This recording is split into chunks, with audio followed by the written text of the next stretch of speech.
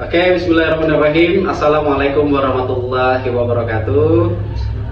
Alhamdulillahirrahmanirrahim. Allahumma sholli ala Sayyidina Muhammad wa ala ali Sayyidina Muhammad. A'udzubillahi minasyaitonirrajim. Bismillahirrahmanirrahim. Alladzi khalaqal mauta wal hayata liyabluwakum ayyukum ahsanu amala wa huwal azizul ghafur. Rabbi shrah li sadri wa yassir li amri wahlul 'uqdatam min lisani yafqahu qawli.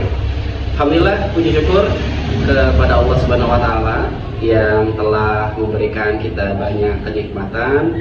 Salah satu kenikmatan terbesar yang Allah berikan adalah nikmat iman, nikmat kehadiran kita di muka bumi ini, dan juga salah satunya adalah nikmat kita bisa bersilaturahmi. Dan alhamdulillah pada kesempatan kali ini Bapak dan Ibu semua, Akang dan Teteh, kita ketemu dalam satu channel ya channel yang insya Allah mudah-mudahan ini diniatkan untuk bersilaturahmi, yang mudah-mudahan juga bisa menambah keimanan kita dan juga menambah kedekatan kita kepada Allah Subhanahu wa taala. Beriringan kita pun juga semakin bisa beramal dengan amalan terbaik ya, insya Allah.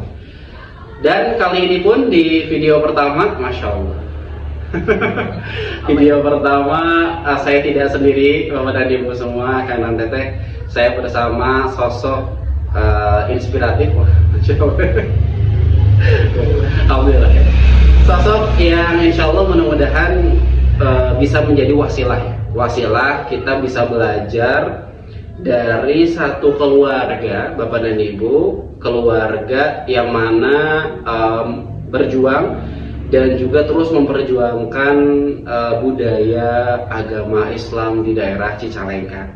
Dan konon saya pun juga pernah mendengar bahwa keluarga Santiong ya, keluarga Al-Hidayah, keluarga pesantren Al-Hidayah Santiong merupakan salah satu keluarga di antara salah satu pejuang pertama untuk membudayakan agama Islam di daerah Cicalengka. Nah, poinnya apa nantinya? Poinnya kita akan sama-sama belajar, Bapak dan Ibu dan Akang Teteh, tentu bagaimana kita bisa meniru, kita bisa belajar nilai-nilai kebudayaan dari keluarga Hidayah Santiong gitu. Oke, kita langsung sapa bersama. Ya, ada Nazir. Assalamualaikum warahmatullahi wabarakatuh. Nazir. Waalaikumsalam warahmatullahi wabarakatuh. Sehat? Alhamdulillah. Alhamdulillah. Ini terima kasih sudah mau duduk Ya, bersimpul. Alhamdulillah bisa hadir di sini. Alhamdulillah. Menemani Anda semua. Gitu. Dan tadi ya, Nazir, kita punya keluarga. Kita pun bagian daripada keluarga. Dan kalau kita kembali mengingat kebaikan itu disyariatkannya, sunatullahnya itu kembali pada keluarga ya. Iya. Benar ya. Dan kalau mengingat nih sedikitnya satu hadis ya, bahwasanya bayi itu terlahir fitrah. Ya. Hanya orang tuanya lah yang menyebabkan bayi itu Yahudi, Nasrani dan Majusi. Ya benar ya. Berarti ternyata kebaikan itu dikembalikan sunatullahnya ya, syariat perjuangannya itu dari keluarga. Dan ternyata kalau melihat keluarga Santiong sendiri, Masya Allah ya, kalau saya melihat datang sholat aja ya, Bapak dan Ibu ya, itu anak-anak dan cucu cicitnya itu yang lebih dulu kebanyakan masuk ke masjid gitu ya. Dan katanya ada ada cucu dari Santiong itu yang kalau telat sholat di masjid itu nangis. Iya. Nah ini dia ya, dimana sekarang di keluarga itu sholat malah menjadi sesuatu yang sangat berat dalam segi budaya keluarga. Udah kayak gitu sekarang sholat pun ditinggalkan, banyak masalah terjadi. Nah, kita akan coba sama-sama mengupas, Masya Allah ini ya, sejarah dan kebaikan yang bisa kita tular, yang bisa kita adopsi dari keluarga Al-Hidayah. Mungkin Nazir sendiri bisa menyampaikan terlebih dahulu terkait mungkin sejarah dulu mungkin ya. Iya. Sejarah daripada kehadiran Santiong mungkin dan kakek moyang itu, bagaimana juga itu bisa memudayakan keluarga sekuat ini syariatnya gitu. Ya. Bismillahirrahmanirrahim. Assalamualaikum warahmatullahi wabarakatuh. Waalaikumsalam warahmatullahi wabarakatuh. Alhamdulillah wassalatu wassalamu ala sayyidina Muhammad ibni Abdullah wa ala alihi wa sahbihi wa man tabi'ahu ila yaumil qiyamah. Amma ba'du. Alhamdulillah kita bisa hadir di sore hari ini mungkin dalam rangka mungkin kita mau kongko bareng mungkin. Kongko bareng. Pertama sebelum tadi kan sudah disinggung sama Bapak ini pembawa acara hal yang berkaitan dengan budaya yang mengakar yang ada di keluarga ini. Kalau kita berbicara tentang budaya mungkin harus dikembalikan lebih jauh karena ini bukan berkaitan 1 tahun 2 tahun, tapi ini terus menerus dari generasi yang dulu. Jadi bertahun-tahun, belasan tahun, puluhan tahun, bahkan mungkin ratusan tahun. Mungkin ratusan. Ini sudah nyampe ratusan tahun. Jadi bukan waktu yang sebentar ini. Semua juga masih berkaitan dengan pertamanya datang Islam ke Indonesia. Kita sudah tahu lah kalau permasalahan perkembangan Islam yang ada di Arab sana, yang di mana. Cuman yang datang ke sini yang membawa misi Islam itu membawa Islam dengan yang sesuai dengan ayat Al-Quran surat An-Nahl yang agak akhir itu. Ud'u ila sabili rabbika bil hikmati wal mau'izatil hasanati wajadilhum billati hiya ahsan. Jadi ajaklah oleh kalian semua ud'u ila sabili rabbika, ke jalan Rabbika Tuhan engkau, bil hikmah, dengan hikmah ilmu yang bermanfaat, wal mau'izatil hasanah, atau dengan petuah-petuah yang bijak, yang bagus. Wajadilhum, kalau tidak bisa jadilhum kita mengeluarkan dalil billati ahsan, dengan yang kebaikan juga.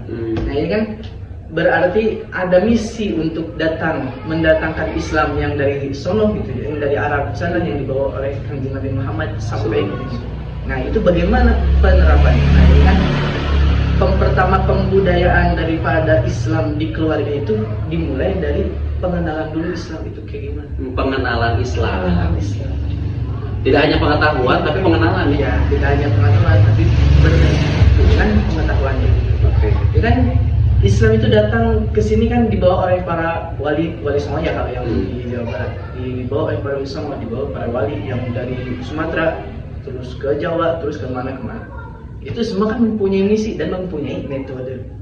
Misinya untuk mencerdaskan orang, mengislamkan orang yang ada di Indonesia. Lalu metodenya gimana? Nah, metodenya itu yang sesuai dengan yang tadi. Itu metodenya. Itu kayak gimana? Pertama kita harus mengenalkan dulu Islam kepada masyarakat. Bayangkan ada orang datang dari jauh, datang ke sini. Tiba-tiba mungkin tidak dia mengatakan ini kamu masuk Islam. Enggak kayaknya deh. Atau bisa ditolak kayaknya. Ya kan langsung ditolak. Atau saya ini membawa misi dari Nabi Muhammad. Iya. Pasti pertanyaannya siapa Muhammad? Bagi orang siapa lu juga? Siapa lu? Saya tidak tahu kan. Kan berarti di sana kan ada informasi yang tidak tertangkap. Sedangkan orang-orang yang di sana, orang-orang yang pada zaman dahulu itu sudah mempunyai budaya sendiri. Ya, berarti cara para wali khususnya yang ada di Jawa mengenalkan Islam itu dengan masuk ke dalam budaya itu sendiri. Itu lebih mengena daripada mengenalkan Islam secara frontal langsung. Kan? Contohnya yang kecil kayak gimana ini yang saya tangkap. Kalau dalam segi penyebutan, nah ini sudah masuk ranah main di belakang di bawah sadar, alam bawah sadar.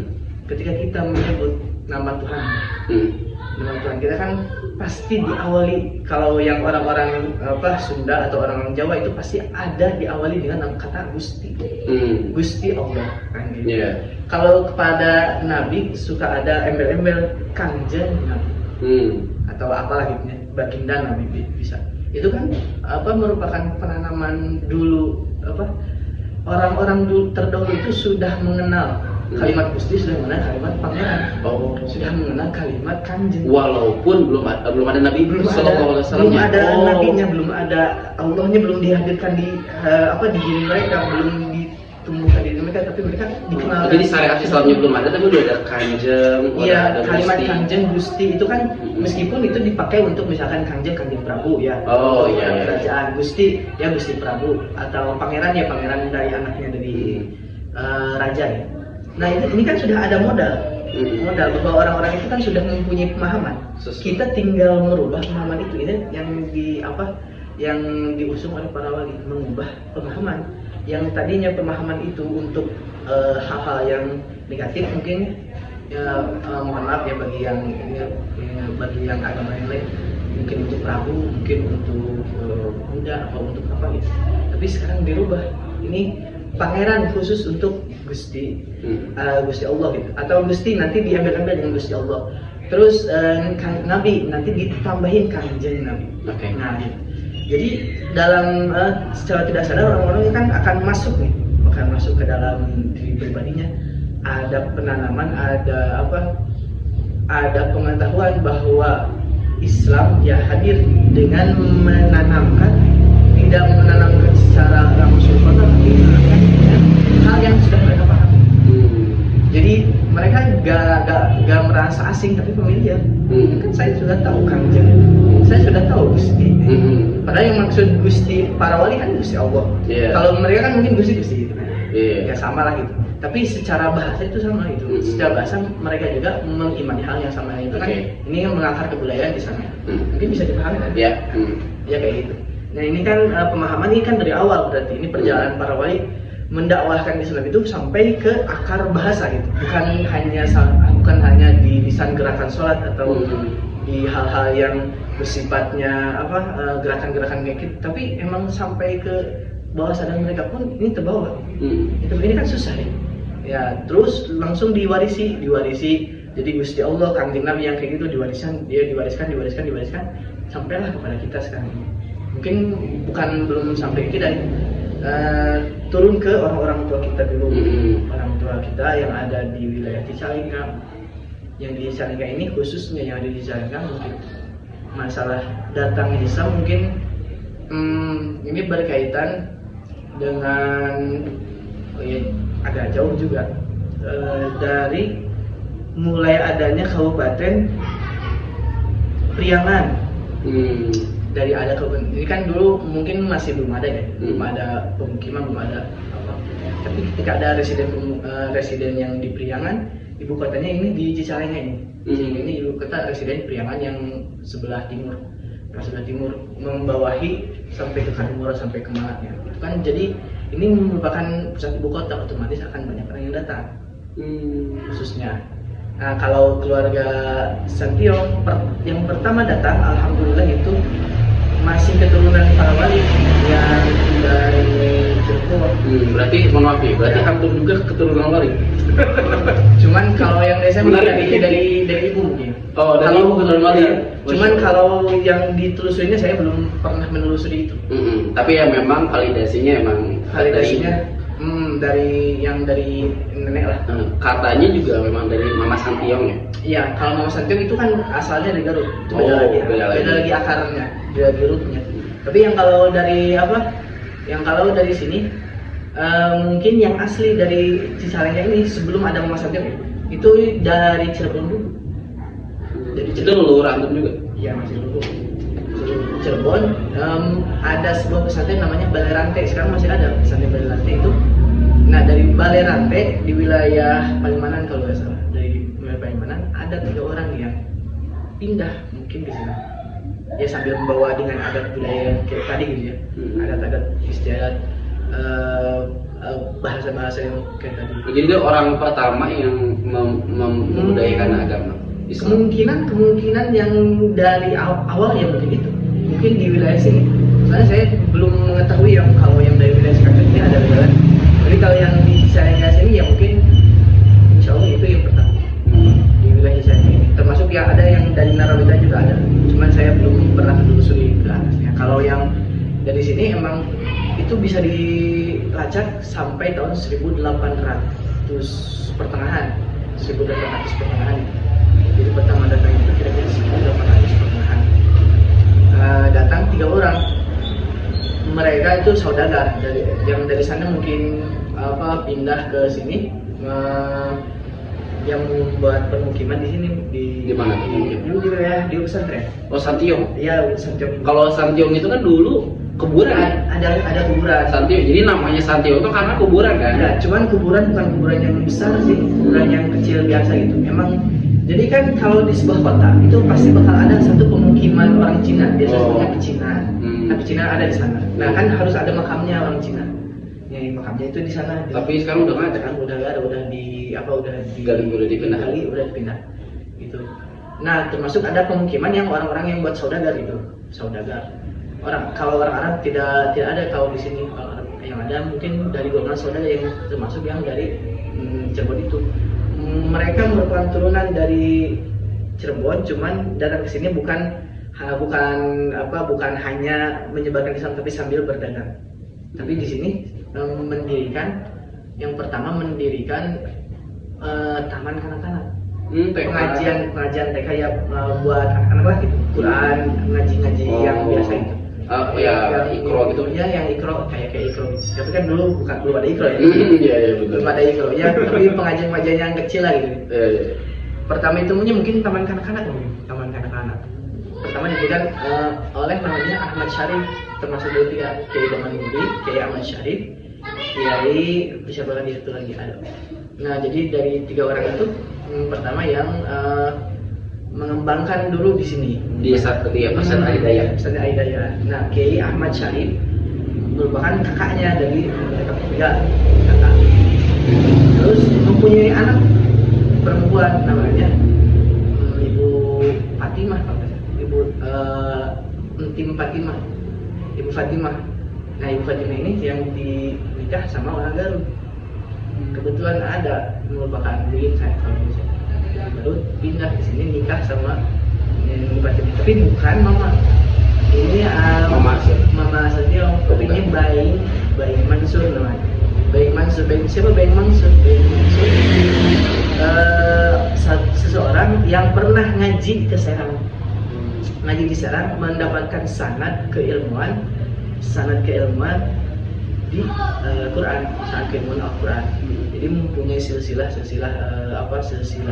Al-Quran langsung nyambung ke Serang dari Mama Tubagus Makmun Serang. Kalau di Serang itu terkenal. Saya juga ada sebuah data nih di sini. Apa tuh? Ya data silsilah ini. Apa tuh di data silsilah? Silsilah sanad Quran. Silsilah sanad Quran. Di sini ada ini dari Kiai Zainul Bizawi. Dia tukang nyalin sanad. Nah, di sini ada di sini terekam. Apa itu? Pesantren Hidayahnya atau gimana? Bukan, Bayi Mansur. Tapi ini merupakan jalur sanad yang bagi Al-Falah. Yang bagi Al-Falah. Mana? Di sini. Kecil. Kalau yang dari Al-Falah kan dia kecil ya? Kecil banget, cuma ini dong. Panjang banget ya. Ini juga panjang banget. Ini mungkin nanti ada di sana gitu. Ditampilin. Bisa ditampilin. Nah, dari sini ada yang namanya Mas Mansur. Kiai Mas Mansur.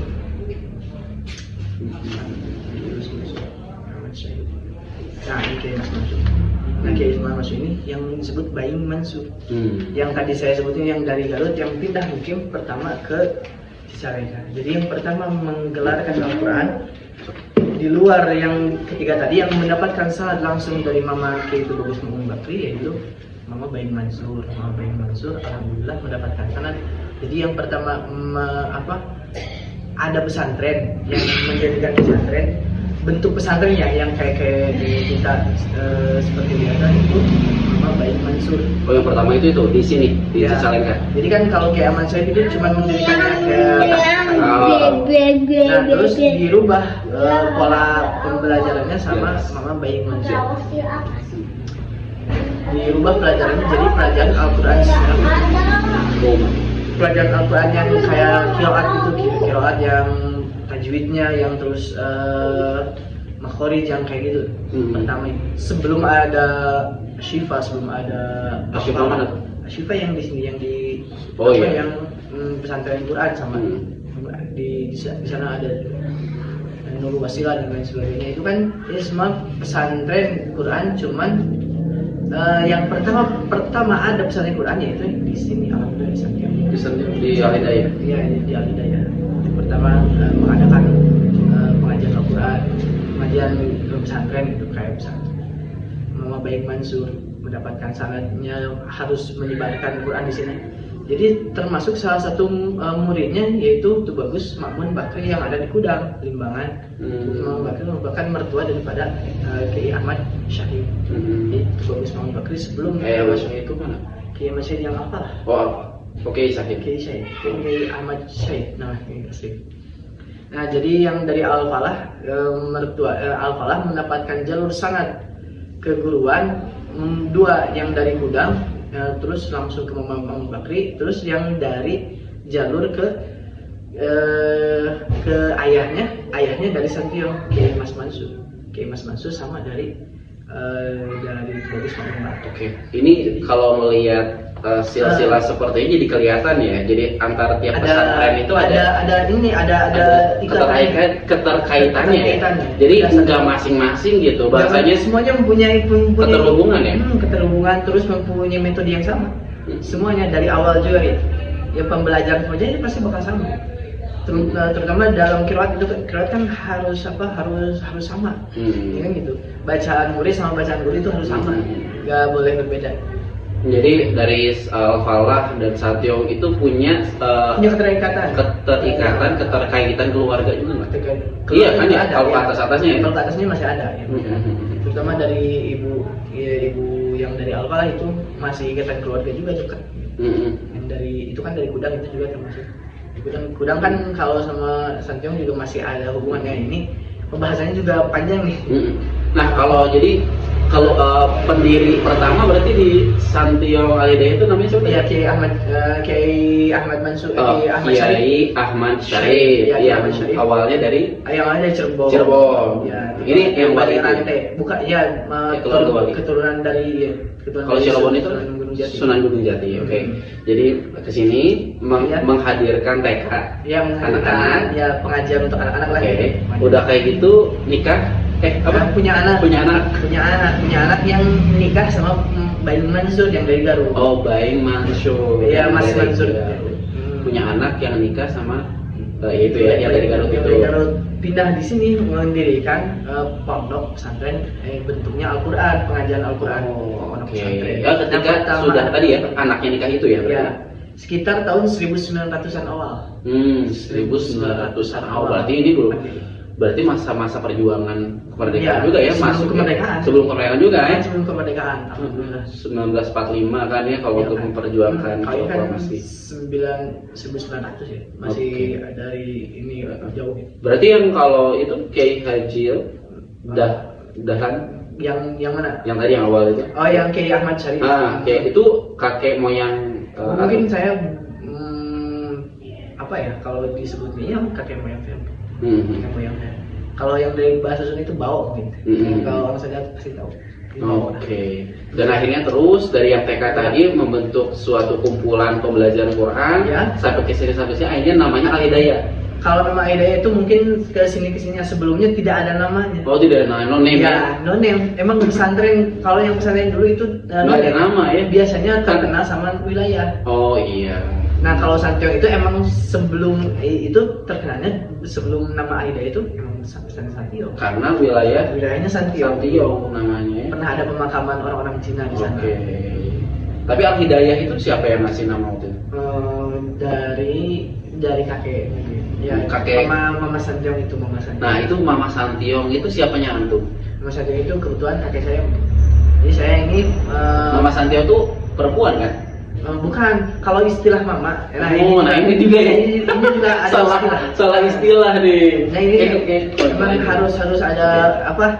Ya ini kan berkaitan dengan banyak istilah ya. Kalau dalam mama kan perempuan ya. Mama kan perempuan, tapi kan yang kalau yang buat ayah itu Rama. Oh Rama. Kalau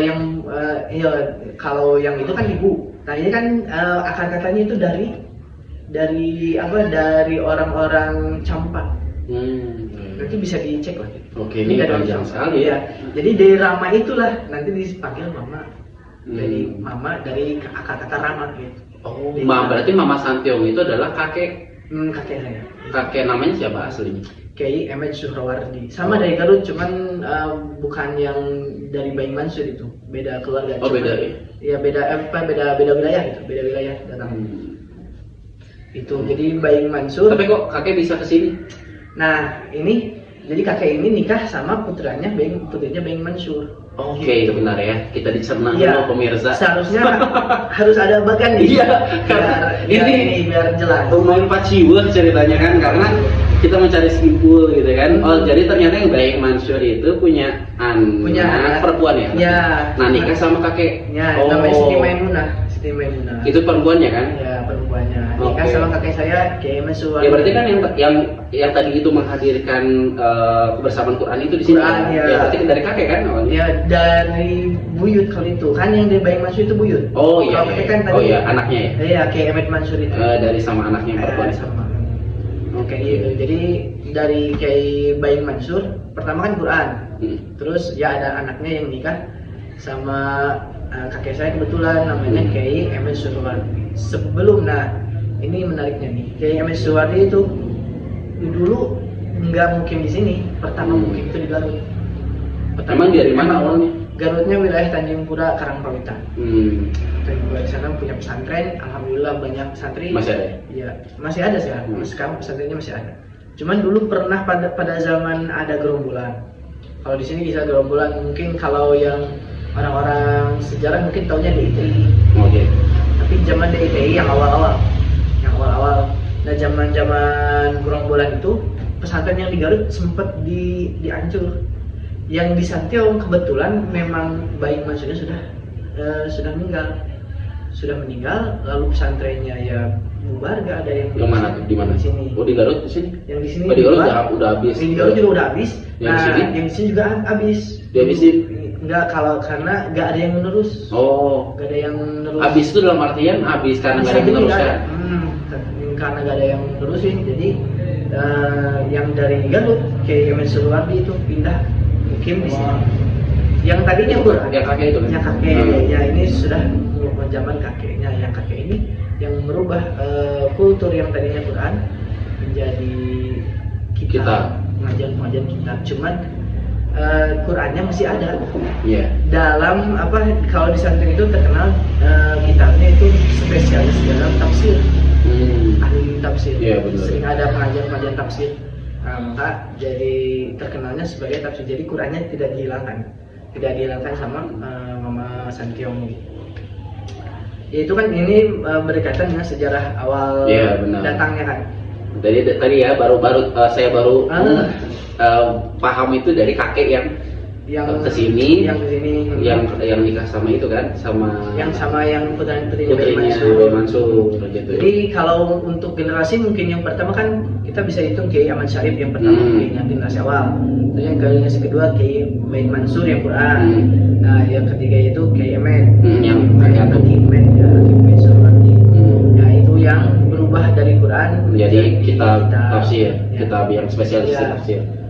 Lalu turun ke ayah, mungkin ke zaman ayah sama Kiai Umar Basri. Dipanggilnya Ceng apa?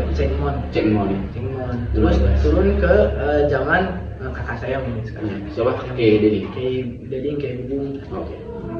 Nah itu jadi mungkin kan udah 5 kurun mungkin. Oke. Selama sekitar ya kurang lebih 200 ya.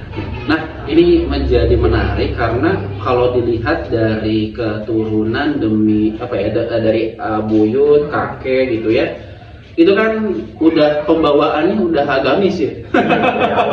Iya enggak? Kalau bahasanya tuh esensinya itu udah agama gitu. Otomatis ke bawah-bawahnya ya maksudnya dia kan punya budaya tapi sebelumnya itu mungkin balik lagi ke wali mungkin ya. Kan yang dari tadi, jadi kan yang para wali itu kan membawa banyak budaya ya, dimasukin, termasuk yang tadi kan itu dalam bidang mungkin bahasa ya, masuk ke alam bawah sadar. Terus mereka mengadakan semacam ya syukuran lah. Misal kalau untuk anak-anak, kalau sebelum kelahiran anak mungkin suka ada acara selamatan 4 bulan sama 7 bulan. Ini kan Ini kan sebenarnya kalau dalam budaya yang agama lain ada juga yang kayak gitu.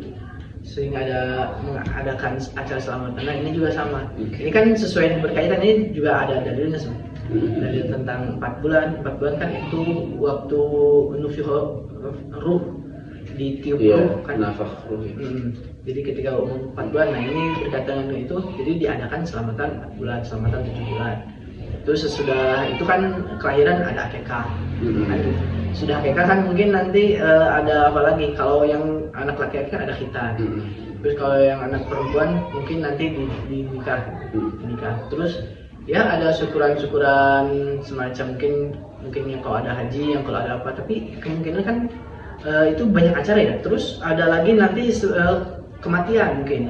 Sudah kematian ada acara misalkan 1 hari, 2 hari, 3 hari, sampai 7 hari. Terus nanti ada lagi 40 hari, 100. Terus 100, terus ada lagi mungkin, nah sudah itu haul biasanya. Haul itu yang terus menerus. Haul itu yang biasanya setiap tahun, karena kan bahasanya haul. Haul itu kata apa artinya? Haul itu kan dalam bahasa itu 1 tahun. 1 tahun. 1 tahun itu haul sebutannya. Jadi setahun sekali. Nah ini acara gitu. Acara peringatan. Mungkin tapi kalau yang di Santiong ini mungkin acara peringatan haul itu dibarengi sama mungkin acara kumpul alumni. Iya, pesantren. Jadi kan, iya kan kita tidak tahu nih momen apa yang pas untuk kumpul-kumpul santri yang dulu, yang sekarang, yang baru. Kan itu termasuk. Nah ini kan budaya ya. Iya. Ini kan merupakan budaya yang dari apa? Yang diturunkan turun temurun ini dari zaman dulu ini.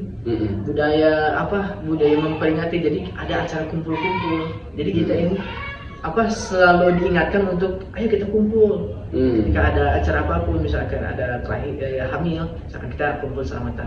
Ada kelahiran anak, kita kumpul akikahan. Ada acara sunatan, kita nikah dan lain sebagainya itu kan. Ya itu kan mempererat lagi. Jadi dengan berkumpul ada itu kan hubungan itu jadi semakin merekat ya. Iya kan Berarti salah satu budaya yang dibudayakan oleh keluarga Santiong itu adalah kumpul bersama untuk saling merekatkan silaturahmi. Ya, benar.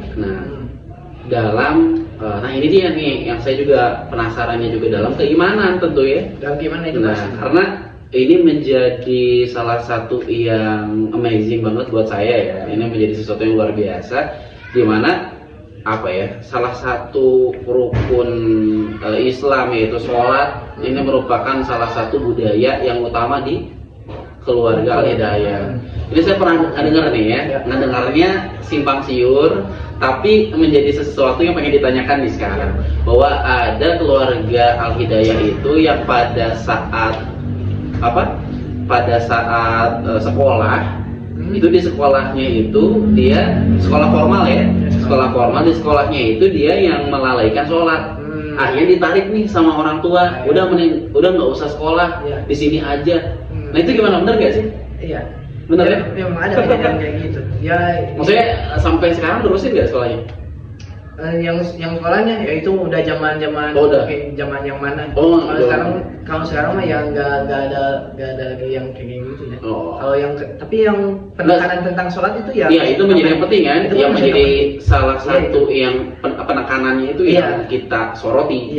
Bahwa ternyata benar ya, sampai merelakan status formalisasi pendidikan untuk menegakkan sholat, bahasanya gitu ya. Daripada meninggalkan sholat. Nah, iya, untuk menegakkan sholat itu kan. Nah itu gimana nih? Maksudnya itu budaya ini kan suatu budaya yang mahal ya. Dimana kalau sekarang kan ya mungkin masyarakat ataupun juga keluarga-keluarga malah fokusnya udah kamu cari kerja, kamu cari pangkat setinggi-tingginya, cari status sosial setinggi-tingginya. Tapi kadang-kadang penegakan sholat itu yang memang tidak terlalu dibudayakan, atau mungkin hanya sekedar kata-kata tapi tidak sampai sebegitunya gitu.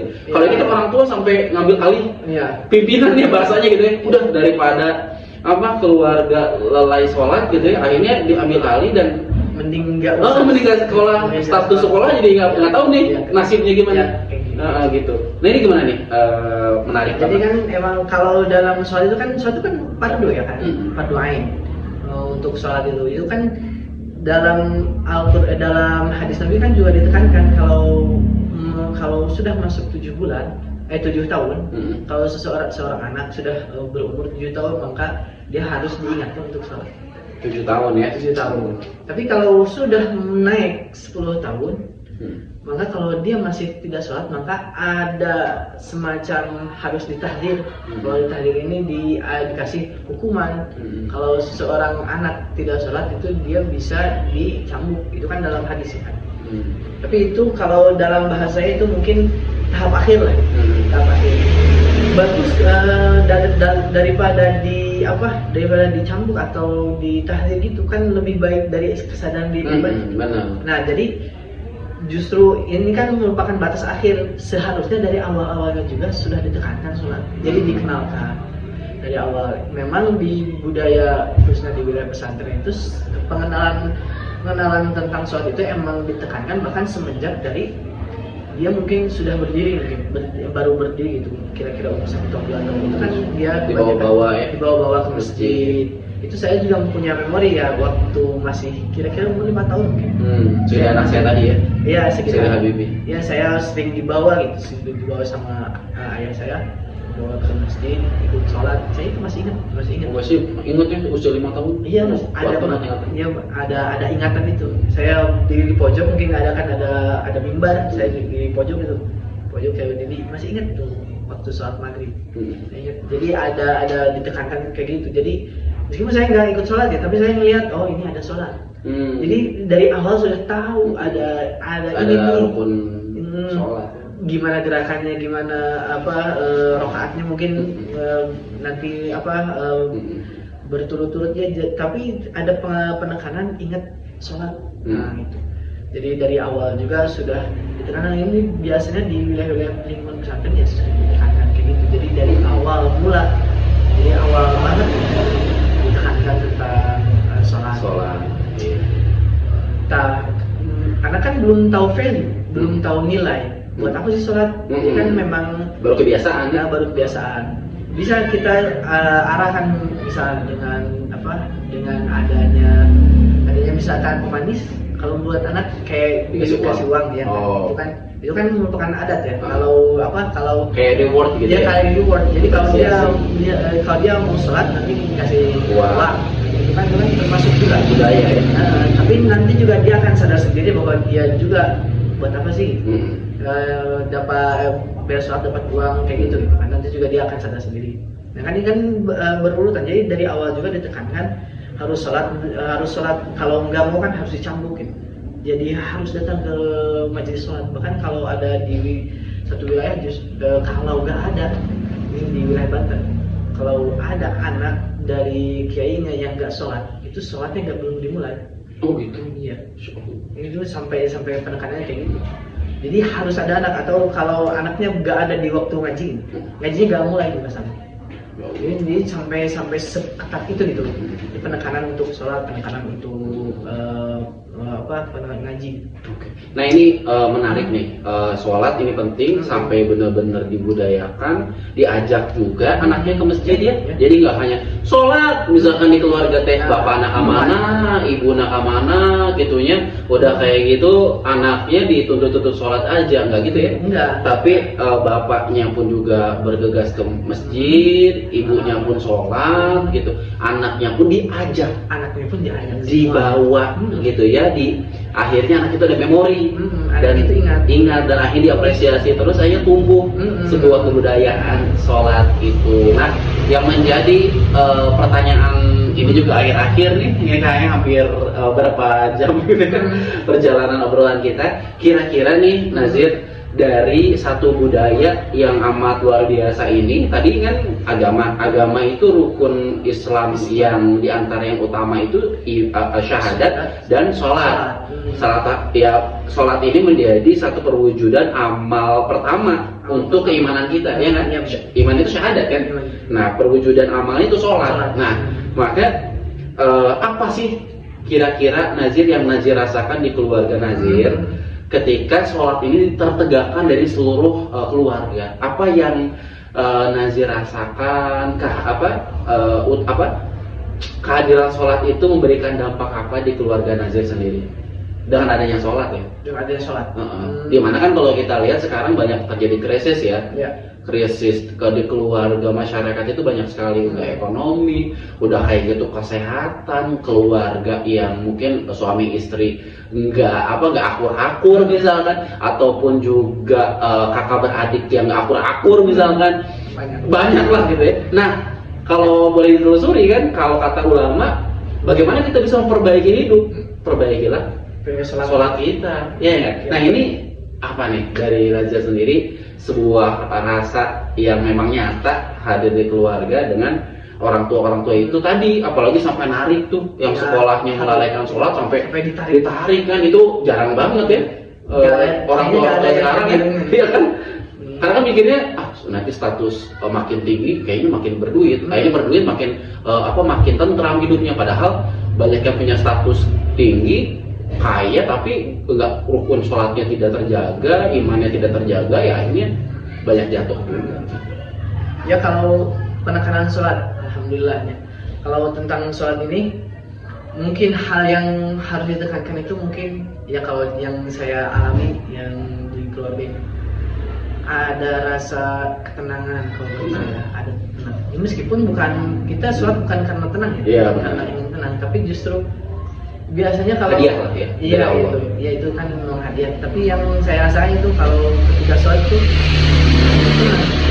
tenang. Jadi kan emang kita kan harus tahu dulu ini sholat kita ini nih punya value apa buat kita nantinya gitu. Nah ini kan sholat itu kan inna sholata tanha anil fahsya'i wal munkar. Nah kita, apakah ketika kita sholat kita sudah fahsya wal munkar? Oh jadi menjaga dari perbuatan keji dan munkar ya? Ya kan itu turunnya itu kan karena ketika kita bisa tenang, bisa berpikir jernih, kita dengan sendirinya kita akan bisa tanha anil fahsya'i wal munkar. Itu kan di dalam ayat Quran ya itu yang saya rasakan. Jadi bisa menjaga, mengontrol diri, self control ya kalau sekarang ya. Kalau yang dari sholat ini kan yang meskipun balik lagi itu bukan tujuan utama kan, sholat itu kan tetap ibadah kepada Allah ya, itu kan sudah diwajibkan sama Gusti Allah sama Kanjeng Nabi. Jadi kita kan menjalani saja, tapi ternyata ada efek sampingnya. Nah ada efek samping itu. Dan efek sampingnya dijanjikan ya? Ya kan yang udah dijanjikan sama Gusti Allah. Ini banyak lagi efek sampingnya, nanti kalau sholat kita lebih sehat dan sebagainya itu kan banyak. Ya kayak gitu. Jadi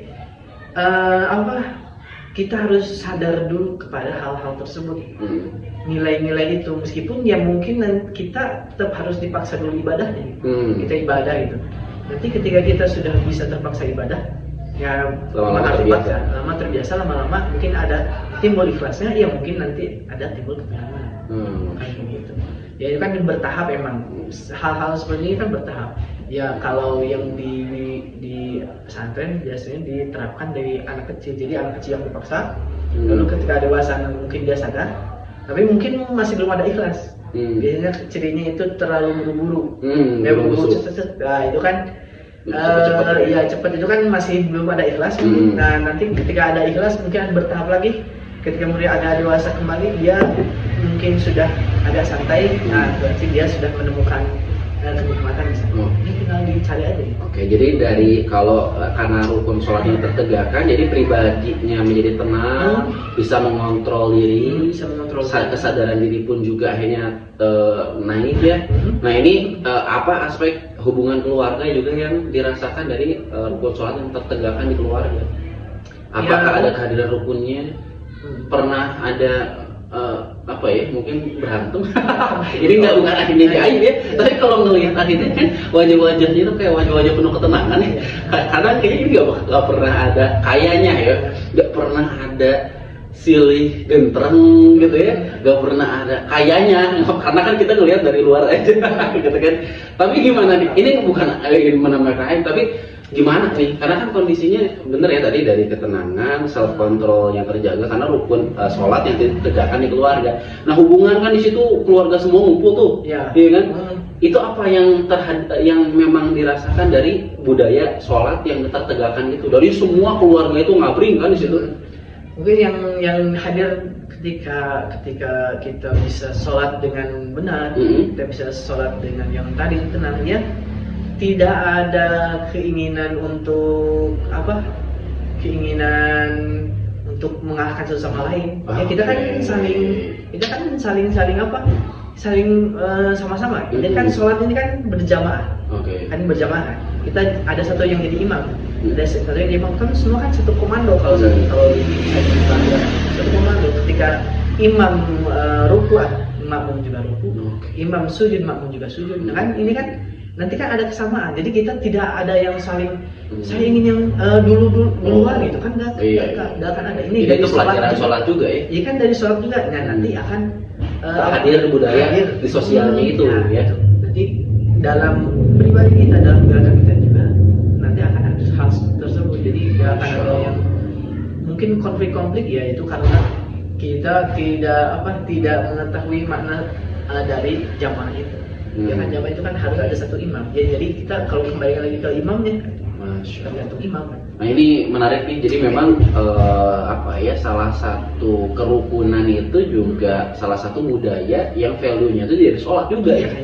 Maksudnya tuh sholat itu juga punya satu imam, punya satu visi bersama, ya, gerakan pun juga bersama ya. Maka ibaratnya tuh udah gerakan itu juga menghadirkan kontrol diri kita masing-masing, kesadaran diri kita yang meningkat, sehingga keluarga di Al-Hidayah pun juga kalau dilihat ya rukun-rukun gitu ya, Masya Allah. Jadi yang sangat dipentingkan sholat itu penting, cuman yang ditekankan juga jamaahnya itu. Jadi sholat atau kalau tidak berjamaah di masjid deh gitu. Di masjid deh. Karena kalau di masjid itu kan tapi ketahuan kalau telat.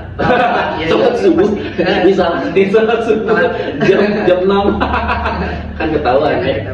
Tapi kan minimal jadi dia ada mindsetnya dia terus ke masjid kan. Masjid kan memang ibaratnya itu tempat untuk berjamaah. Iya benar. Ya kan jadi kita meskipun kita tadi telat atau gimana pun, tapi tetap kita harus dipaksakan untuk masjid. Masjid itu kan termasuk kan jarang kalau yang di rumah jamaah, kecuali kalau mungkin yang berkeluarga bisa. Memang harus ada seimbang sih. Kalau yang di rumah juga mungkin sekali-kali boleh lah sama istri gimana. Tapi yang paling tekan ya tetap di masjid. Oke, ini luar biasa nih, beberapa value, beberapa budaya aja. Pendalamannya hampir lama ya, cukup lama perbincangan kita. Dan tentu garis merahnya ini adalah memang hal yang akan menegakkan sebuah keluarga itu ya pertolongan Allah pertama ya. Pertolongan Allah itu diantara perjalanan mencapai pertolongan Allah itu ya mengikuti apa yang Allah perintahkan ya. Yang Allah perintahkan itu salah satunya yang paling utama ya kembali lagi pada rukun yang pertama ya kan, syahadat, sholat ya kan gitu kan. Syahadatnya diperbaiki dengan pemahaman akidah, pemahaman tauhid gitu ya. Karena kan itu di pesantren sangat ditekankan kitab-kitab kebanyakan berkaitan ya, akidah, akhlak dan fikih kan gitu ya. Fikih itu juga berkaitan dengan sholat tadi. Ya. Maka tadi coba saya ambil garis merahnya bahwa di antara kehadiran ketenangan dalam keluarga yang sukses ya, yang sejati ya, sukses sejati, sukses yang sesungguhnya itu adalah keluarga yang fondasinya adalah fondasi agama yang benar ya kan, dari ilmu ya kan, ilmu yang benar. Karena amal tanpa ilmu apa nih kata ulama? Lupa lagi. Amal tanpa ilmu itu kan otomatis kayak nggak ada pemandunya ya. Nah, gitu ya. Jadi siapa tahu ada yang sekarang pun juga belajar tapi masih belum serius, tapi merasa udah benar gitu ya, akhirnya keluarganya pun juga tidak kunjung harmonis. Ya siapa tahu salah satunya mungkin tadi tidak memperjuangkan ilmu yang benar, akhirnya amalnya pun juga kurang tepat ya, gitu ya. Dan salah satu amal-amal yang utama tadi dilihat dari kebudayaannya pesantren Al-Hidayah adalah sholat tadi ya, Masya Allah. Penekanan awal ya, selebihnya banyak kan gitu ya, yang elemen-elemen yang penting juga.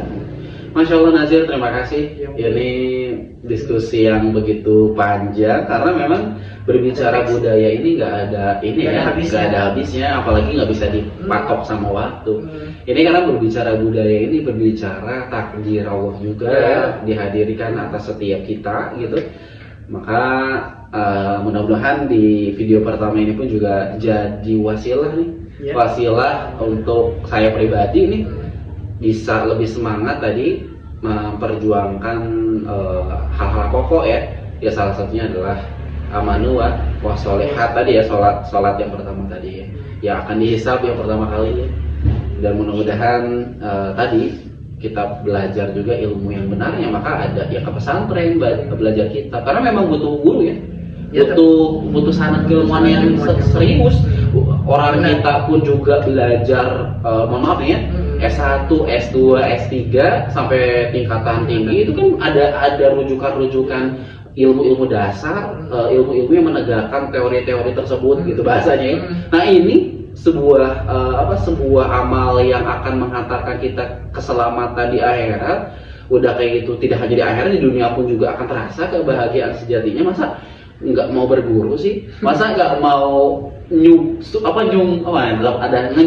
ngejujuk gitunya? Gitu, masa nggak mau ngejujuk gitu ya? Untuk bisa merapatkan diri kita dan keluarga kita kepada sumber ilmu yang memang menghantarkan pada kebenaran ilmu tersebut ya gitu. Nah salah satunya pesantren. Nah siapa tahu bagi kita yang di Cicalengka bisa nyambung ke pesantren Al-Hidayah ya nggak? Karena Al-Hidayah pun juga bisa ada satu program, satu waktu itu untuk umum ya ada. Gitu ya. Kalau nggak salah setiap Minggu sore dan Jumat malam. Maaf gitu ya. Nah atau bisa juga nih karena kita juga membuat nih media nih bagi ibu-ibu, bapak-bapak, teman-teman semua yang memang kadang-kadang nih Nazir, ini juga saya dapat informasi kadang-kadang kalau ke pesantren udah kayak gitu kan ada santri-santri, bagi keluarga-keluarga yang awam itu dia malu, ada rasa malu, minder gitu ya. Nah saya tuh banyak nemuin kayak perkataan-perkataan kayak gitu, padahal kan saya sendiri gitu ya awal-awal kesini tiba-tiba datang ke sana ya, antara bukan malu tapi malu-malu ya. Datang ke sana tiba-tiba udah pakai baju juga, kadang-kadang pakai celana dulu ya gitu kan. Tapi ya karena memang pengen berproses ya, pengen tetap bersama gitu, bersilaturahmi. Nah maka di sini juga di Darul Fitrah ini kita juga bangun kebersamaan dan sinergitas dengan Santiong.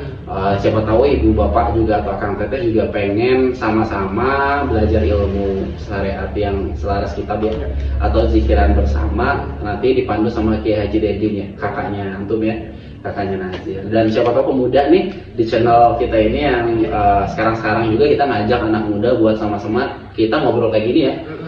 Bahasanya kitab ya kita bawa, tapi ya kita ngobrol kayak nongkrong gitulah gitu. Jadi belajar ngajinya itu santuy gitu ya, enjoy lah gitu ya. Nah ini anak muda nih, siapa tahu yang nyimak video ini dan ataupun juga bapak ibu yang punya anak muda di rumah boleh di-share deh untuk videonya, dan kita ngajak juga anak muda siapa tahu pengen sama-sama belajar ngaji tapi santuy gitu ya. Gitu ya bro. Ya siapa tahu ke depan ada takdir Allah gitu. Gitu Nazir, sebelum berpisahnya ada yang ingin disampaikan nggak sama atau pesan-pesan terakhir? Ya kalau pesan terakhir yang tadi itu ya, sholat itu kan penting. Jadi sholat lagi ya, back to sholat ya. Jadi itu kan dasar itu. Jadi sebelum zakat, sedekah dan sebagainya sholat ya. Iya. Kan puasa, sebelum puasa juga sholat. Semuanya sholat kan, sholat itu kan satu ibadah yang tanpa wasilah Kang Nabi langsung langsung mendapatkan dari Allah. Jadi di sana ada keistimewaan itu sendiri. Jadi kita carilah istimewa dari sholat itu sampai nanti mungkin kita akan menemukan apa yang dijanjikan sama Gusti Allah. Masya Allah, tabarakallah, ini luar biasa nih. Jadi kalau tadi juga benar diingatannya, kalau sholat itu kan hadiah dari Allah kepada Rasul ya, yang Isra Mi'raj itu ya. Dan ternyata setiap nabi juga seluruhnya sholat ya. Tapi mungkin dengan bahasa syariat yang beragam, tapi ya tetap intinya adalah sholat. Sholat itu kan silah ya, keterhubungan ya. Nah, rukun kita di Islam sholat yang kita wujudkan tadi dengan rukun-rukun tersebut. Terima kasih Nazir, thank you, mudah-mudahan ini audionya tersimak ya nanti, karena tadi ada anak sebagai iklan balik gitu. Tapi mudah-mudahan tetap teralirkan keberkahannya. Itu dia, mudah-mudahan nanti di lain kesempatan berkenan juga untuk bersua kembali, berbincang kembali. Programnya ini juga masih diperkirakan ya. Tapi kalau channelnya kemungkinan nih di Fitrah Institute ya, salah satu tempat untuk kita bisa mengolah kayak itu ya, mengolah, berpikir, berdiskusi untuk menemukan sebuah kesejatian, kebenaran, dan tadi agar kita bisa kembali penuh ketenangan gitu ya. Terima kasih Nazir. Sama-sama. Dan salam kepada keluarga pesantren Hidayah. Semoga keluarganya senantiasa sehat. Dan Amin. kita ini kan alhamdulillahirabbil alamin. Subhanakallahumma bihamdika asyhadu an la ilaha illa anta astaghfiruka wa atubu ilaik. Assalamualaikum warahmatullahi wabarakatuh. Waalaikumsalam. Selamat